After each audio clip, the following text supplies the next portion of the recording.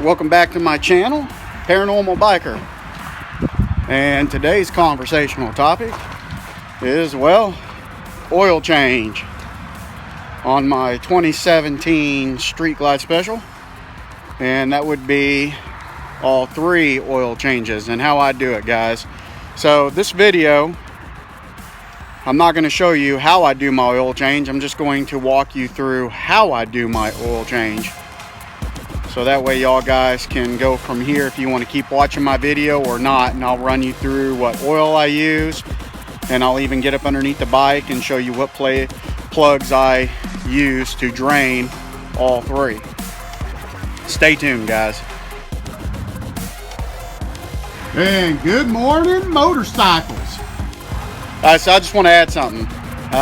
Changing your oil on a Harley Davidson is a pretty touchy and sensitive subject, especially in some of these Harley Davidson forums.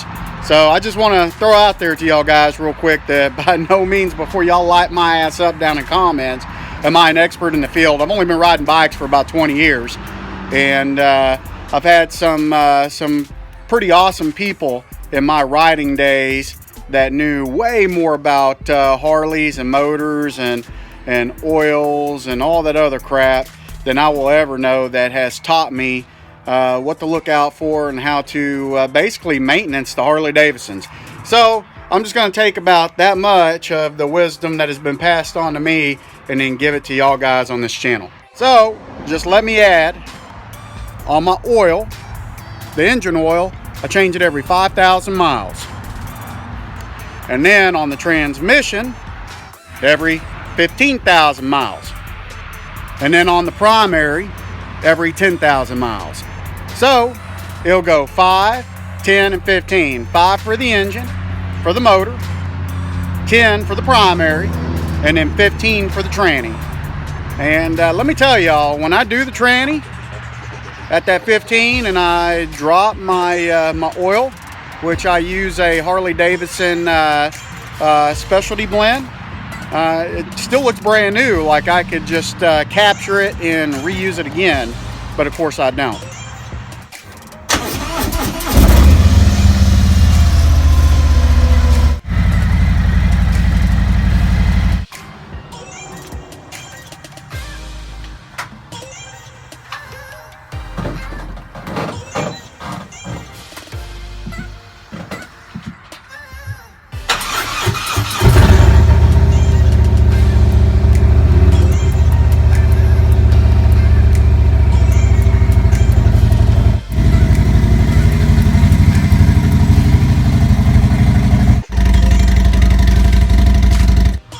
So for the oil, guys, I use Lucas. The STS is for the Softail Slim S. This is my wife's oil. But anyway, you can see it's engine, transmission, and primary. I just use it in the engine. And then for the primary and the transmission, I use the Harley Davidson Heavy Synthetic Gear Oil, which is the exact same container and mouth opening as the Screaming Eagle Sin 3. And this stuff is pricey, guys. It's something like $18 a bottle, but I tell you what, it makes that transmission quiet. It doesn't have that loud, typical thump. And then I always buy an extra quart just for the oil filter. I just like segregating my oils out like that, even though it's all the same thing. So if y'all guys, here's a little helpful tip, and I wish that the rest of these oil manufacturers would get on board with this wide mouth up here. So if you could get yourself one of those fillers that come off of the depth fluids and clean it out real good, that right there, guys, will screw right on top of the oil jug coming from Harley Davidson. That makes not needing a funnel super easy. Alright, so you're going to need a derby cover gasket, which we have right there. You may not need to use it because the derby cover gasket might still be in pretty good shape, and you're going to need a derby cover filler. Make sure you get from your dealer or online an extra gasket, guys, or an O-ring for the transmission dipstick. And then these are going to be for your 3 oil plugs. These are the little O-ring gaskets that go around your oil drain plugs. They are easy to disintegrate, break, or over tighten on, and then just crush them. And to remove the plugs, you're going to need a 5/8 socket. You got your socket and your ratchet. Make sure you get you a nice extension, and I'll show you why. Extension is going to be used for your oversized oil filter socket. And I purchased this one on Amazon, but no, I didn't. I bought this one from Harley. Right there's the Harley emblem. So I probably paid too much for it. But you can get these on Amazon. Alright guys, so you have all your O-rings, your gaskets, and about 5 or 6 quarts of whatever oil you're going to be dropping in your bike. The next thing you need to do is start your bike up if you haven't been riding it, and get it up to operating temperature range. That way it's going to make your oil change a hell of a lot easier.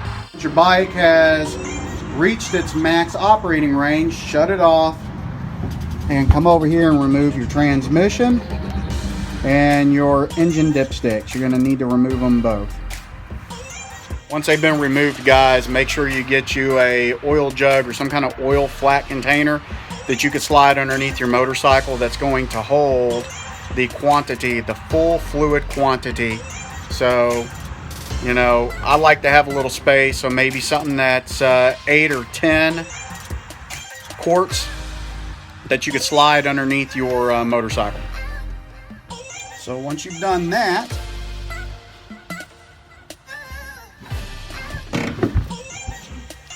you are going to see in this screenshot the oil drain plug that is horizontal. That is your motor. And then the one that you see that would be vertical, or the one that you're looking directly on right here, that is your transmission. And then if we come directly over,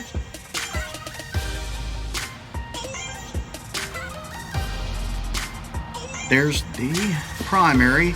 That is your primary oil drain plug right there. So there's your primary,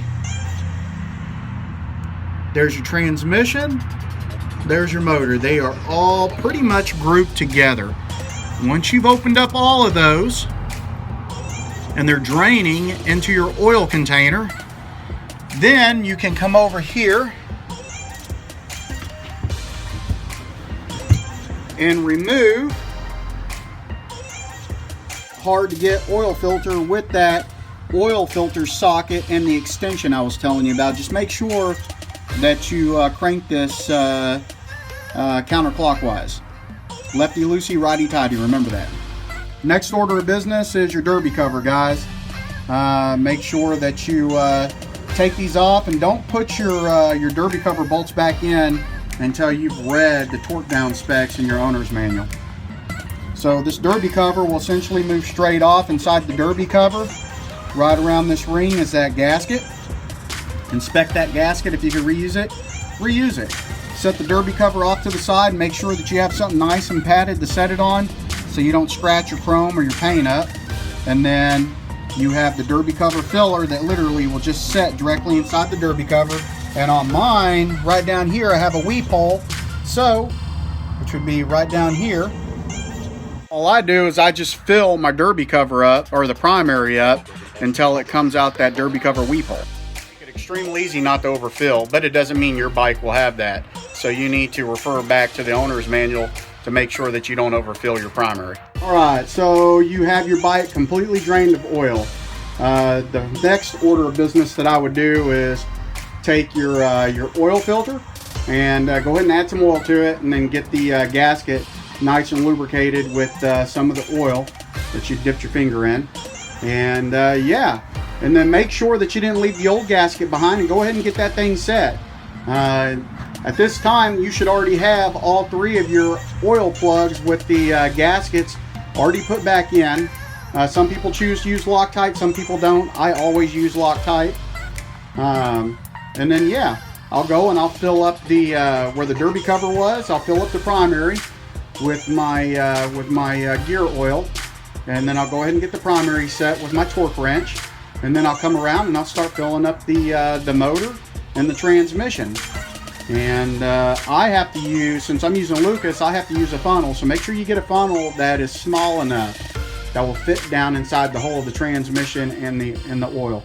Pretty much it. You know, after I'm done, I'll make sure I'll inspect for any kind of leaks. I'll tighten everything up, and then I'll start my bike, and I'll let my bike run back up to operating temperature, which I'll let it normally go for maybe 8 to 10 minutes max. I'll shut it off, and then I'll re-inspect. If you have any oil leaks, you'll know immediately because you'll have it on the ground and you could smell it.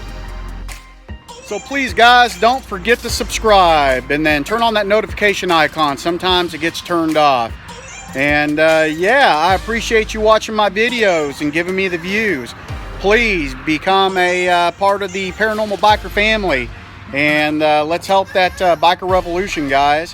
Happy holidays and Merry Christmas until next time.